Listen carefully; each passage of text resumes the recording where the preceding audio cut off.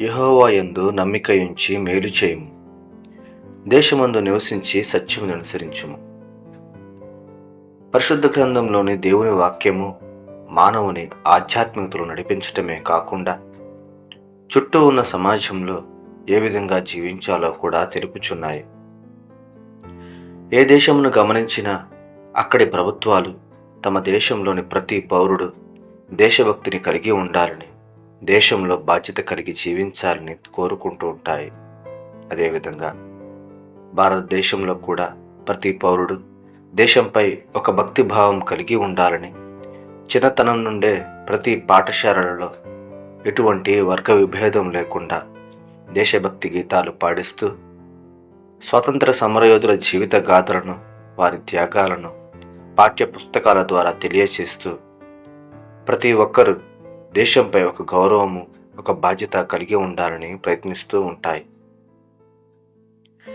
దేశభక్తి అనగానే మనకు ముందుగా గుర్తుకు వచ్చేవారు వీర జవాన్లు. వీరు మన దేశాన్ని శత్రువుల బారి నుండి, వారి దాడుల నుండి కాపాడుతూ దేశ సరిహద్దుల్లో అన్ని వేళలా శ్రమిస్తూ ఉంటారు.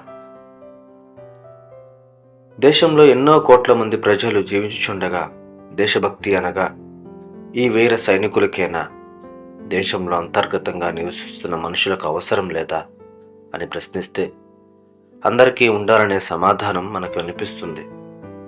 అయితే ఈ దేశభక్తిని దేశంలో నివసించిన మనం ఎలా చూపించగలం అని ఆలోచించినట్లయితే, చిన్నతనంలో మన పాఠ్య పుస్తకాలలో గురుజాడ అప్పారావు గారు రచించిన దేశంను ప్రేమించుమన్నా అనే దేశభక్తి గేయం గుర్తుకు వచ్చింది. ఈ గేయంలో రచయిత తన దేశభక్తిని చాటుతూ దేశంలోని మనుషులు ఏ విధంగా ఉండాలో తెలుపుచున్నారు. దేశమును ప్రేమించుమన్నా, మంచి అన్నది పెంచుమన్నా, దేశమంటే మట్టి కాదోయ్, దేశమంటే మనుషులోయ్. దేశమంటే నాకు అభిమానం ఉన్నదని పైపై మాటలు చెప్పకుండా దేశానికి మేలు చేసి అందరికీ తెలుపమని, ఏ మతమైనా ఏ కులమైనా అందరూ అన్నదమ్ముల వలె కలిసిమెలిసి జీవించాలి అని ఇలా అనేక అంశములు రాయబడి ఉన్నాయి. ఇలాంటి దేశభక్తి గీతాలు చదివి ఎదిగిన మనం సమాజంలో పౌరులుగా జీవించున్నప్పుడు ఇటువంటి ఆలోచనలతో నడుచుకొనుచున్నామా అని ఎవరికి వారు ప్రశ్నించుకుంటూ ప్రస్తుత దేశ పరిస్థితులను గమనించినట్లయితే అన్యాయం, అక్రమాలు, అవినీతి కార్యక్రమములు, అనేక రకాల వ్యసనములు క్రమంగా దేశంలో పెరిగిపోతున్నాయి. ఇవి చాలా ఉన్నట్లు కొందరు నాయకులు, పెద్దలు తమ స్వార్థపు ఆలోచనలతో తమ స్వలాభాల కోసం మనుషుల మధ్య కులం, మతం, వర్గం అనే విభేదాలు సృష్టిస్తూ దేశంలోని ప్రజలను తప్పుద్రోవలో నడిపించుటకు ప్రయత్నిస్తున్నారు. వాస్తవానికి దైవభక్తి ఆధ్యాత్మిక ప్రపంచానికి సంబంధించినది, దేశభక్తి భౌతిక ప్రపంచానికి సంబంధించినది. కానీ వీరు ఈ రెండింటికి ముడిపెట్టి దేశమంటే మనుషులోయ్ అనే నినాదాన్ని కాస్త దేశమంటే మతమోయ్ అనే నినాదంలోనికి తెచ్చేస్తున్నారు. అయితే కొందరు వీరి మాటలు నమ్మి ఏది నిజమో ఏది అబద్ధమో అని గ్రహించకుండానే ఇతర మతాలపై దాడులకు, అల్లర్లకు పాల్పడుతున్నారు. ఒకరిని ఒకరు దూషించుకుంటూ దేశంలో సమస్యలు సృష్టిస్తున్నారు. ఇది ఎలా అయిపోయిందంటే, ఒక రాజకీయ నాయకుడిని ఎన్నుకోవాలి అంటే అతడు మంచివాడా, సమర్థుడా అని ఆలోచించకుండా అతడు మన మతస్థుడా, మన కులస్థుడా అని తెలుసుకోవాలనే ఆసక్తి పెరిగిపోయింది. చివరికి ఒకరికి సహాయం చేయాలి అన్నా అతను ఏ కులానికి చెందినవాడు, ఏ మతానికి చెందినవాడు అని ఆరా తీసే మనుషులు దేశంలో కనిపిస్తున్నారు. ఇలాంటి దీనస్థితికి దేశం వెళ్ళిపోకూడదని, నీకున్న దైవభక్తి దేశంలో ఒక అజ్ఞానాన్ని, ఒక విభేదాన్ని కలిగించేదిగా ఉండకూడదని, ఒక క్రైస్తవునిగా ఎటువంటి ఆలోచనలతో దేశంలో మెరగాలో నాకివ్వబడిన పవిత్ర గ్రంథం ఇందు నిమిత్తమే ఏమి చెబుతున్నదో తెలుపాలని కోరుచున్నాను.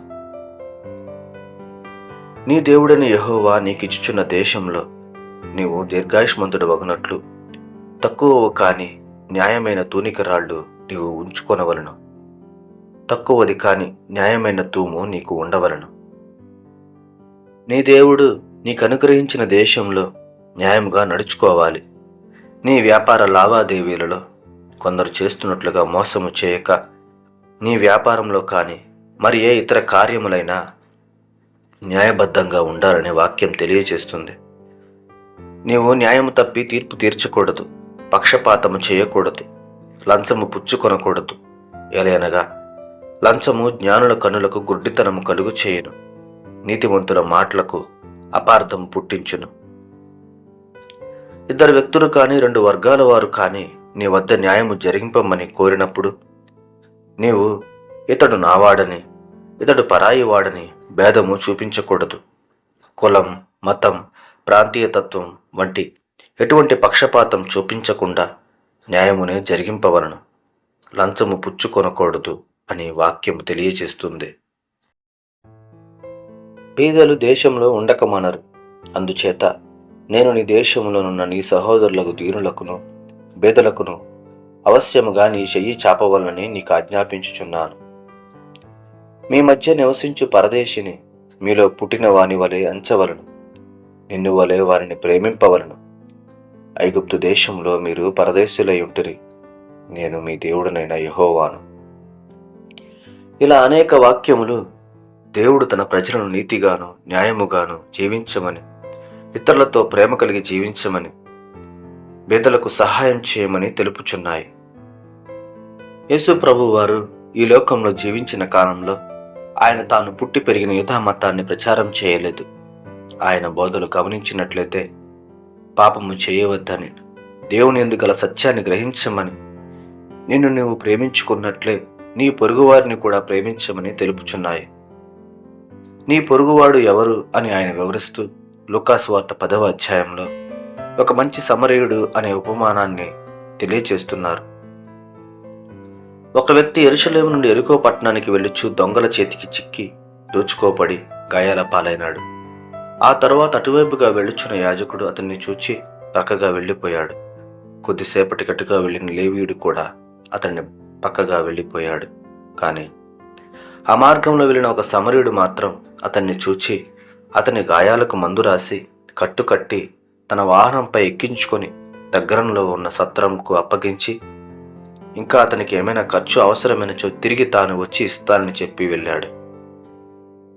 ఈ ముగ్గురిలో నిన్ను వలె నీ పొరుగు వారిని ప్రేమించు అని దేవుని ఆజ్ఞను పాటించిన వారు ఆపదలో ఉన్న వ్యక్తిని ఆదుకున్న సమరయుడే అయ్యాడు. కానీ దేవుని మందిరంలో యాజకత్వం చేయు యాజకుడు కానీ, దేవుని మందిరంలో వివిధ కార్యకలాపాలు చేయు లేవీయుడు కానీ కాలేకపోయారు. ఇలా పవిత్ర గ్రంథంలోని అనేక లేఖనములు ఇతరుల పట్ల ప్రేమ కలిగి జీవించమని తెలుపుచున్నాయి. దేవుడంటే అనేక భేదాభిప్రాయాలు ఉన్నప్పటికీ ప్రతి మత గ్రంథము మానవత్వంపై ఇటువంటి విశ్లేషణ కలిగి ఉందని నేను అనుకొనుచున్నాను. నిజమైన దైవభక్తి ఇతరులకు హాని చేయదు, ఇతరులను దూషించదు, నీతిని పాటిస్తుంది, ధర్మాన్ని అనుసరిస్తుంది. అది దేశానికి ఉపయోగకరంగా నిలుస్తుంది.